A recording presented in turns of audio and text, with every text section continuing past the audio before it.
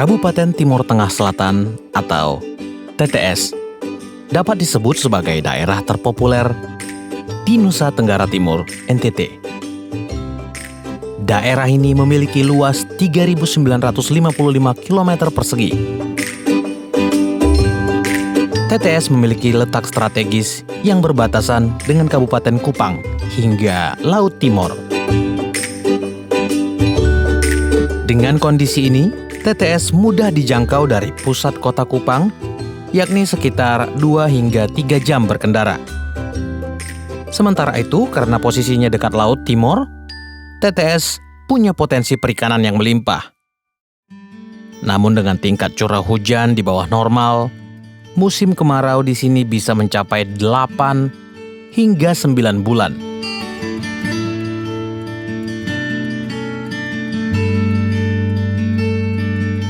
Dan seringkali masyarakat mengalami kekeringan hampir sepanjang tahun.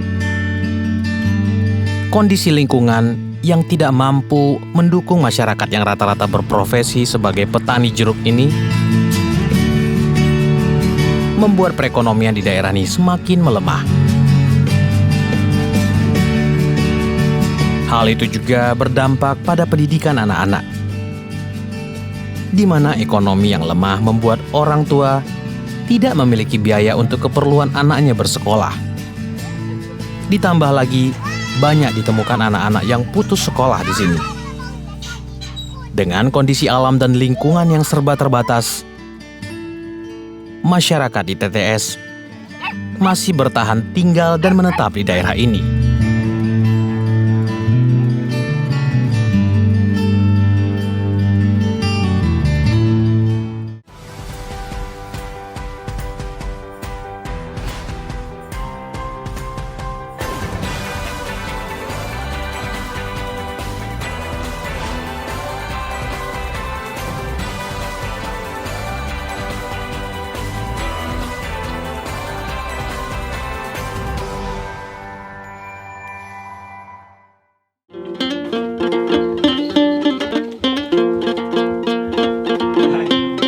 Suku Timor adalah suku yang berada di Timor Tengah Selatan. Suku ini memiliki budaya unik yang harus dihormati dan dijunjung tinggi oleh setiap anggota sukunya. Salah satu budaya di suku Timor yang pertama adalah cium hidung. Cium hidung biasanya dilakukan sebagai bentuk ucapan selamat datang atau tanda kasih sayang untuk orang yang baru pertama kali dijumpai atau orang yang jarang ditemui seperti keluarga yang tinggal di luar kota. Budaya atau kebiasaan orang Timor yang kedua adalah makan sirip pinang. Makan sirip pinang sudah merupakan kebiasaan turun-temurun dari nenek moyang yang dibawa sampai sekarang.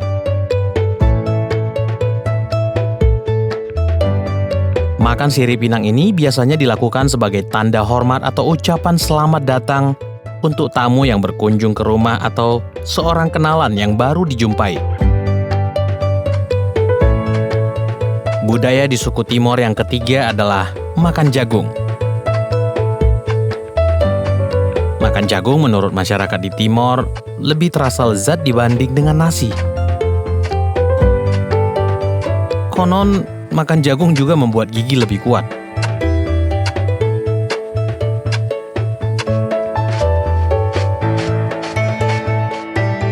Budaya di suku Timor yang keempat adalah cara mengakui kesalahan dengan cara naketi,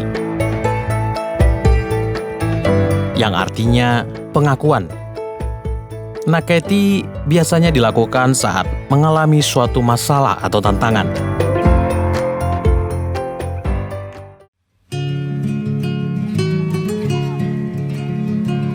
Yang kelima,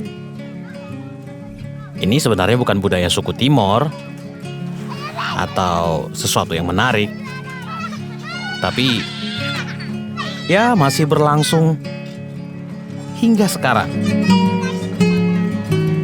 dan dirasakan oleh masyarakat Timor Tengah Selatan, khususnya anak-anak.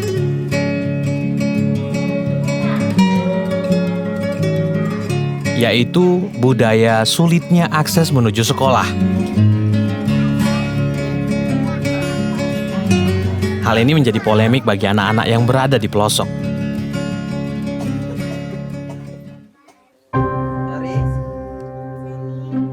Bahkan sampai saat ini masih banyak dijumpai anak-anak yang pergi bersekolah harus berjalan kaki pagi-pagi buta.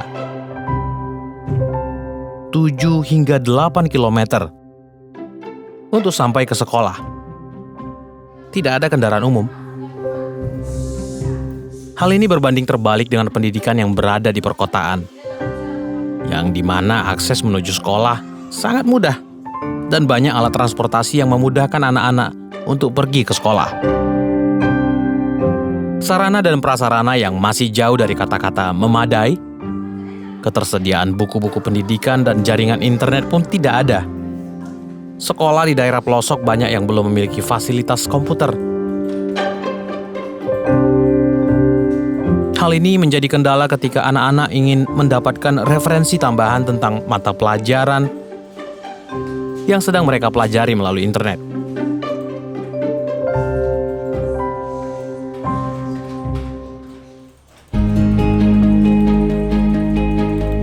Guru sebagai tiang pada sistem pendidikan merupakan salah satu komponen strategis yang juga perlu mendapatkan perhatian oleh instansi terkait.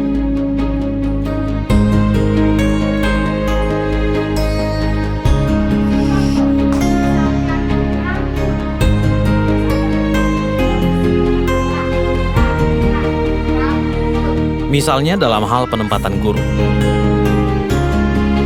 Hingga saat ini, masyarakat masih merasakan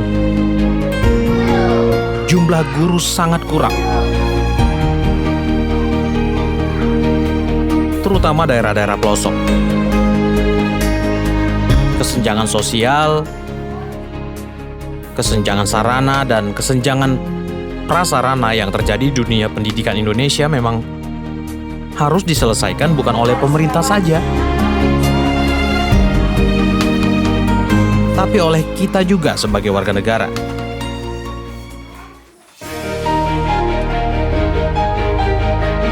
Untuk itu, Ibu Heni Kristianus melalui Tangan Pengharapan sejak tahun 2008 masuk ke Timur Tengah Selatan.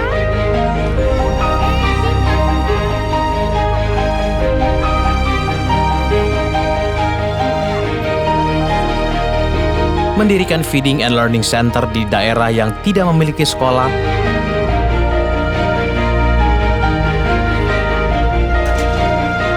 serta mengirimkan guru-guru terbaik ke pedalaman untuk memberikan pendidikan yang layak dan semestinya, agar anak-anak tidak harus berjalan kaki berkilo-kilo jauhnya untuk bersekolah.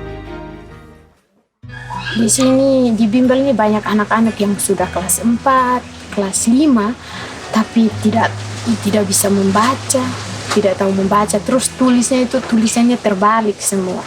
Misalnya kayak huruf A kecil itu harus menghadapnya ke kanan. Mereka tulis itu menghadapnya ke kiri. Itu ada kelas 5. Mereka semua yang di SD itu kami sarankan yang kelas 1, kelas 2 itu semua ke sini biar kami bisa ajak mereka. Gitu.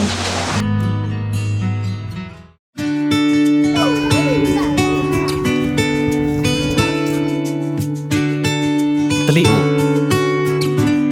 salah satu desa tempat Tangan Pengharapan mendirikan Feeding and Learning Center. FLC ini menjadi center pertama yang dikunjungi oleh founder Tangan Pengharapan Ibu Heni Kristianus dalam rangka kunjungan tahunan. Di FLC ini mayoritas anak-anak didik duduk di bangku sekolah dasar.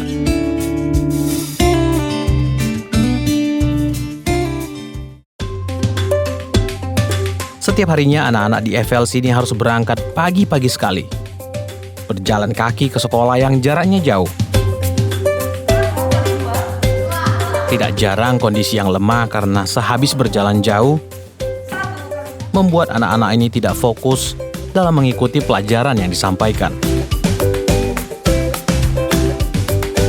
Belum lagi guru lokal yang terkadang tidak masuk mengajar.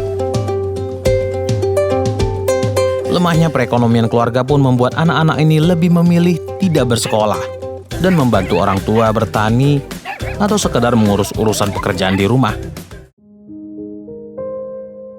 Seperti anak yang bernama Rina, anak perempuan kelahiran Timor, bukanlah anak yang bernasib baik.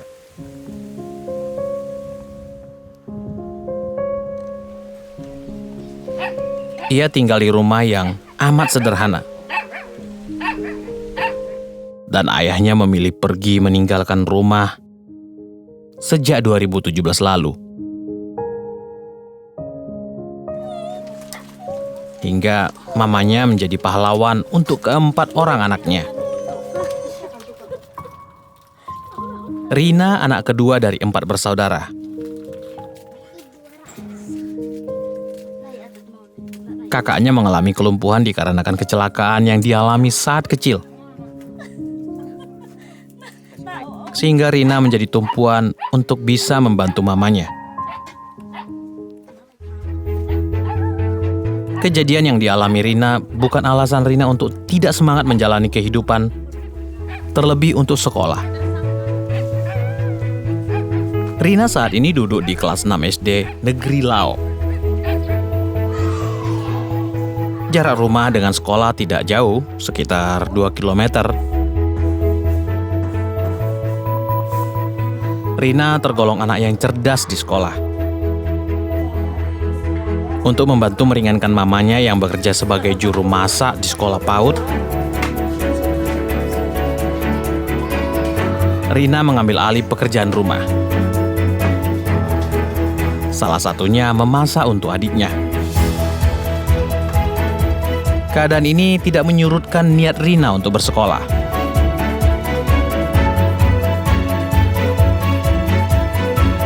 Bukan hal yang mudah untuk Rina melihat mamanya berjuang menghidupi 4 orang anak dengan keadaan tempat tinggal yang sangat sederhana.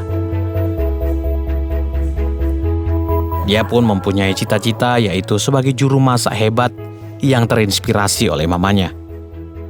Agar kelak ia bisa memberikan makanan terenak untuk mamanya. Rina hanyalah satu dari sekian banyak anak-anak pelosok yang masih memiliki semangat untuk mendapatkan pendidikan yang layak, meskipun di tengah keterbatasan dan kesulitan. Apa yang anak-anak ini impikan dan cita-citakan masih menjadi tanggung jawab kita bersama untuk membantu menggapainya. Hingga kini, Ibu Heni Kristianus melalui Yayasan Tangan Pengharapan sudah membuka 8 Feeding and Learning Center di Timur Tengah Selatan ini. FLC Kotolin, Oenasi, Taihue, Tliu, Tuapene, Tubleu, Tunis, Fatuulan, dengan total 715 anak didik.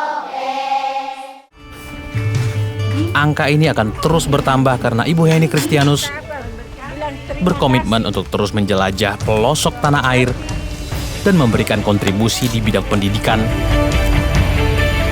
kesehatan, serta meningkatkan kesejahteraan masyarakat melalui program pemberdayaan masyarakat. Mari berjuang bersama Tangan Pengharapan untuk memutus rantai kebodohan di pelosok, karena pendidikan untuk semua, dan semua untuk pendidikan. Terima kasih Anda telah menonton tayangan Life Changing Journey Mencari yang Terlupakan sampai selesai. Setulus hati mengucapkan terima kasih atas dukungan Anda bagi pelayanan Yayasan Tangan Pengharapan. Bagi Anda yang ingin berkontribusi dalam menolong 5.000 anak dalam pemberian makanan bergizi dan pendidikan cuma-cuma di seluruh Indonesia, Anda dapat menyalurkan bantuan Anda ke nomor rekening yang tersedia di layar kaca Anda. Mari berantas kemiskinan di seluruh Indonesia dengan terus menyatakan kasih kita lewat tindakan yang nyata.